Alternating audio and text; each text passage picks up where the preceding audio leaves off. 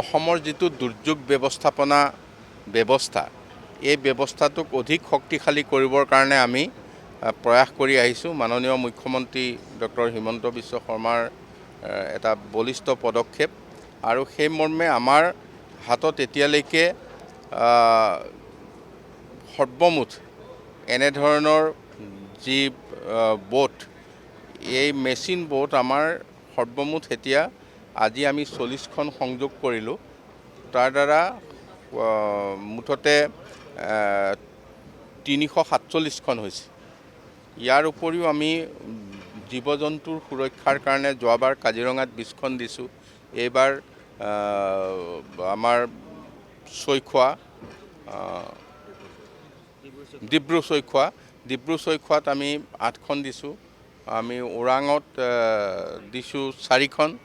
গতিকে সেইধৰণে আমি গোটেইখিনি ব্যৱস্থা কৰিছোঁ আৰু অসম চৰকাৰৰ SDRFৰ তৰফৰ পৰা আপোনালোকে এতিয়া সদায় গম পাইছে, বানপানী হওক বা অন্যান্য দুৰ্যোগ হওক, দুৰ্যোগৰ সময়ত তেখেতসকলে কিন্তু খুব ক্ষিপ্ৰতাৰে উদ্ধাৰ কাৰ্য সমাপন কৰিছে।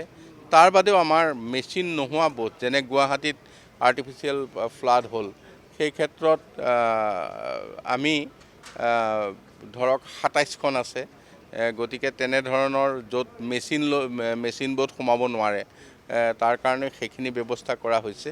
গতিকে মই ভাবিছোঁ যে দুৰ্যোগ ব্যৱস্থাপনা বিভাগটোৰ তৰফৰ পৰা আমি বিশেষকৈ উদ্ধাৰ কাৰ্যৰ ক্ষেত্ৰত মানে অধিক সবল পদক্ষেপ গ্ৰহণ কৰিছোঁ। মানে আজি অৰুণোদয়ে একোখন গৃহস্থীক অৰ্থনৈতিকভাৱে ইমানখিনি সবল কৰি তুলিছে, যাৰ কাৰণে একোঘৰ গৃহস্থীয়ে আজি নিজৰ অভাৱ অভিযোগৰ ন্যূনতম যিটো ব্যৱস্থা সেইটো সম্ভৱ হৈ উঠিছে। গতিকে কংগ্ৰেছে যিমানেই বিৰোধিতা কৰিব সিমানেই বেছিকৈ আমি অৰুণোদয় দিম। যিবিলাক সমষ্টিত আমাৰ দলীয় লোক আগতে নিৰ্বাচিত হৈছিল আৰু এতিয়াও তেখেতসকলে নিৰ্বাচনৰ কাৰণে প্ৰস্তুতি চলাই আছে, তেনে বিষয়বিলাক আমাৰ মিত্ৰজোঁটৰ মজিয়াত আমাৰ নিশ্চয় আলোচনা হ'ব। আৰু